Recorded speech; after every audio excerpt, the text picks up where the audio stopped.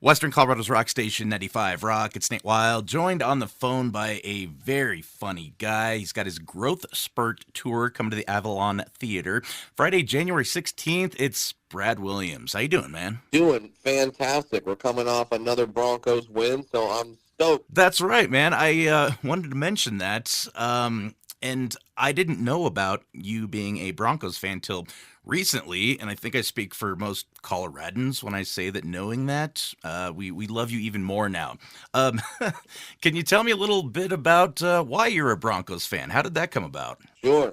People think I grew up in Colorado. No, I did not. I don't live in Colorado, but what happened was my dad went to Stanford University and wanted us to support a Stanford-led team. And at the time, that was John Elway with the Broncos. So once your team is your team, well, that's your team. And we had about 10 years, the last 10 years of it not being so much fun. But this year, oh man, this is great. This I'm having a blast. And if you follow me on social media, or if you hear my name, or you're wondering like Brad Williams, who exactly is that? Well, if you see any videos of a dwarf dancing on the jumbotron of Empower Field to the song Pink Pony Club, well, that's me. Oh man, that's awesome. Speaking of, I was thinking about it. I think I was first aware of you like 20 years ago at least. Wow. You were for lack of a better term, the little person on Mind of Mencia. Yes, And yes. I mean, they needed some guy to wear some funny outfits, and I volunteer as tribute. okay, so I know you've told this story like a thousand times. You've told it Yeah. here actually, but would you mind indulging me and the listeners? I just don't want to deprive anybody of not, knowing this story. Oh, the origin story. Yeah, the story of how you were Yeah, yeah, yeah. discovered by Carlos Mencia. Yeah. I was in the audience of one of his shows one night, and he started making midget jokes, and half the audience was laughing, and the audience that was sitting by me was just kind of looking at me like, and he noticed that, and he said, "What, is one of them here?" And I just raised my creepy little hand in the air, and I walked up on stage and started asking me questions. I answered the questions honestly. I wasn't trying to get laughs, but my answers got laughs, and that's when I got bit by the bug. He asked, I was 19 years old at the time. He asked me what I did for a living, and I said I worked at Disneyland, which I did because I grew up in Orange County. Uh, And then when I said I worked at Disneyland, I heard the audience kind of snicker a little bit. I turned to them and I said, "Shut up! I'm not one of the seven." And and see, that was my first joke, and it still gets a laugh to this day, which is oh, very cool. So, yeah, that's how it got started. Then I started doing open mic nights and slowly kind of working my way up. And 20 years later, I'm an overnight success playing the Avalon Theater on January 16th. yes, you are, man. I love that story. Thank you so much for that. Yeah, of Um, course. So you've got a few comedy specials out. Daddy Issues, I think, was the first one I saw. It's great. It's kind of that. I feel like it's like the classic Brad Williams special. But your latest special came out in 2024. It's called Starfish. It's an hour-long special. You filmed it in New York City, and when I first watched it, I mean, almost immediately, I'm howling with laughter. So it's seriously, and I'm Uh, not blowing smoke. One of the funniest comedy specials I may have ever seen. oh, that's very kind of you. Thank you. Yeah, man, and it's also like really touching in ways. Could you share with me a little bit about the background of Starfish? It's on YouTube if anyone wants to check it out. But you know what? It was just that's sort of like the hey, I'm becoming a dad special, and I'm a father special. So there's a lot of stuff in there about that. And that's the thing that's kind of fun if you look back through all my specials, where you go to fun size. I'm a single guy. I'm out. I'm drinking. I'm partying. I'm whatever.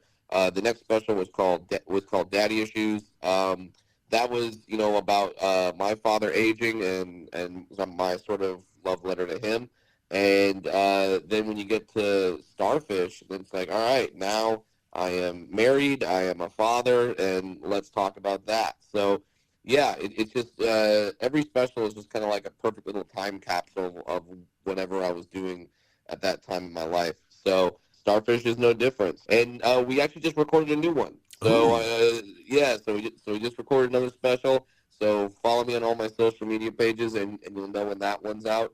And that means that when I'm in Grand Junction, I'm trying to write new material. I'm throwing stuff at the wall. I'm trying to get a new hour together. So you're gonna hear a lot of new stuff if you come to Grand Junction. Oh man, I'm excited about that. Once again, Brad Williams is coming to the Avalon Theater January 16th. We're going to talk to Brad a little more here in just a little bit. Keep it locked right here on 95 Rock. Western Colorado's rock station, 95 Rock. It's Nate Wild. We're talking to Brad Williams. He's going to be playing the Avalon Theater January 16th, doing his jokes. Now, on the topic of Starfish still, anybody who's seen it probably has one big question that they're dying to know the answer to. I think you know what I'm talking about. You talk about your wife's friend, Carol. Oh yeah. And the stories you tell, it's kind of understandable that you do not like her, or at least didn't at the time. No. That is still very accurate. Okay. That is still very accurate and very true. And just so the listeners know, I don't change her name for the act. This is not me trying to hide it or like sneak in little jokes here and there. I want her to see it. And here's a quick update for you. Oh, great. She has seen Starfish, so she knows about the stuff that I have said, and currently she is threatening a lawsuit against me. She wants to sue me for defamation of character, and I told her, Carol, I want you to sue me. I told her, please sue me. If you sue me, you're going to have to prove in a court of law you're not a C word. Which is exactly what you say on the special. Oh, man, that's exactly what I was going to ask. Are there any further developments? So I appreciate that. No, you know what? And it's fine. It's when you're in the new hour that people will be seeing in Grand Junction, there are more Carol stories. So, yeah, by all means, this is another ongoing saga that people can track throughout my career. That is fantastic. Mm-hmm. Okay, so on the special Starfish, you do talk a lot about family, as you mentioned. You've got a young daughter who also has dwarfism. I mean, hearing you talk about your family is like just absolutely heartwarming. Can you elaborate on like how has being a family man now changed, say, your outlook on life, your comedy, just being a stand-up comedian in general? Well, in general, stand-up is a really sort of nomadic, lonely lifestyle, and it is nice when obviously met my wife and then I got married and then had a kid. So now it's less lonely. Now I don't live just for myself. I truly live for others. The whole purpose of all of this is to give my daughter a great life. And so far, so good. So I think having children really kind of broadens your horizons in terms of, you might be doing stuff that's just to make you happy, but then now you have someone else who is entirely dependent on you, and it's a lot of responsibility. So, but don't worry. If you come to see my show, I'm still going to say a lot of four-letter words, so you'll still get that kind of stuff. All right. But yeah, it's the material that sort of matures as I mature, and I'm really happy with the act that I have now. I'm glad that people are getting really positive vibes from it, and I like talking about my family because everyone's got one. Whether you love them, whether you hate them, you've got a family. And I think even if you have strong feelings about your family in either way, you will relate to whatever I'm saying on stage. You don't have to have a dwarf daughter to think I'm funny. Sure. I love that, man. Once again, Brad Williams is going to be telling jokes at the Avalon Theater January 16th. We're going to check in with Brad one more time here in just a little bit, so keep it here on 95 Rock. Western Colorado's rock station, 95 Rock. It's Nate Wild, and we are joined once again on the phone by Brad Williams. Brad, so you've got the tour, the Growth Spurt Tour, which, by the way, again, come to the Avalon Theater January 16th. And your latest special, at least until the new one comes out, is Starfish, which is an absolute must-watch. I'm serious. For anyone who hasn't seen it, Starfish, BradWilliamsComedy.com. It's also on YouTube, you mentioned? Yep. All right.